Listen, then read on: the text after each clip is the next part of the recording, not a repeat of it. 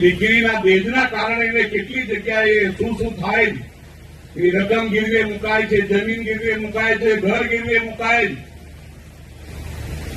સમૂહ લગ્નો તરફ આપણે બધાએ વળવું પડશે. સમૂહ લગ્ન આપણે કરવાની દિશામાં આપણે બધાએ નક્કી કરવું પડશે. એ પણ તાત્કાલિક તમારું બંધારણ અમલમાં નહીં આવે, ધીરે ધીરે બંધારણ અમલમાં આવી જશે એવી હું આશા વ્યક્ત કરું છું. તમે જે બંધારણ નક્કી કર્યું છે, અમે વાંચ્યું છે, એ બંધારણ ધીરે ધીરે અમલમાં આવશે. સરકારોની સાથે સમાજ, બધી રાજનીતિના આપણા આગેવાનો બધા આપણે સાથે મળીને આપણું બંધારણ ધીરે ધીરે અમલમાં આવે એના માટે તમે બધા પ્રયાસ કરશો એવી આશા રાખું છું.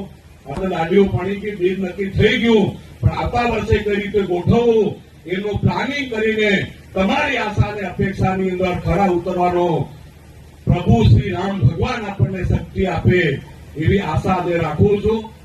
ગુજરાતમાં ભીલ સમાજ મહાસંમેલન દાહોદ, પંચમહાલ અને મહીસાગરના સંયુક્ત ઉપક્રમે સમાજમાં જે અમારી જે કુપ્રથાઓ છે, ખોટા રિવાજો છે અને સવિશેષ અમારા લગ્નમાં જે ખોટા ખર્ચાઓ લોકો જે કરી રહ્યા છે, આમાં દહેજનું એક દૂષણ છે અને સાથે સાથે પંચો પણ જે કેટલાક ખોટા નિર્ણયો જે લેતા હોય એના માટે સર્વ સંમતિથી બધા જ લોકો સાથે મળીને એનું દહેજ પ્રથા ઉન્મૂલન થાય, દહેજ પ્રથાનો કાયમી અંત આવે એના માટેના પ્રયત્નો સામૂહિક રીતે અમે કર્યા છે. સમાજની અમારા સમાજ સામેની જે રાક્ષસી સમસ્યાઓ છે કે આ દહેજ પ્રથાની એને દૂર થાય એના માટેના પ્રયત્નો આજે કર્યા છે ને એમાં